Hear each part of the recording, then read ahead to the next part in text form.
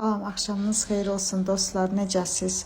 O gün yorumları oxudum, gördüm hamı yazır, bir dənə ləvəngini necə təmtü eləyirsən, necə düzləyirsən, paylaş baxaq. Buyurun, paylaşıram qızlar.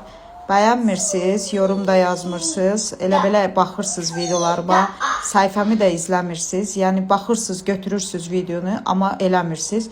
Çoxu məni istəyənlər yazırlar, görürəm videoları altından yorumlar yazırlar.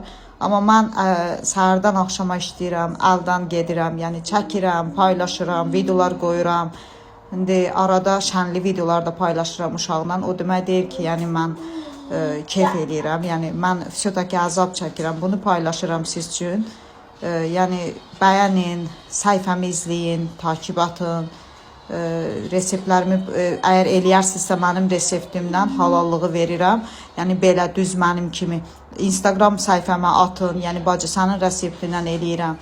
Səhifələrdə görürsüz, eləyirsiniz, paylaşırsınız. Yəni Allah yuxarıdan görür ki, bu mənim reseptimdir də. Yəni mən bunu bir dənə eləyirəm. Nə elədim burada? Toyuğu yaxşı-yaxşı yumuşam. Yaxşı-yaxşı bıçaqladım. Yəni belə tam tutur.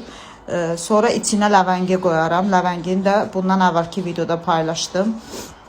Yaxşı-yaxşı alça turşusudur, istotdur, duzdur, qırmızı bibərdir. Yaxşı-yaxşı toyuğu belə təmtü eləyirəm, düzləyirəm. Təmtü talış dilində deyirəm. Sonra gördüyünüz kimi yaxşı-yaxşı hər tərəfini belə yaxşı tam tutur toyuq.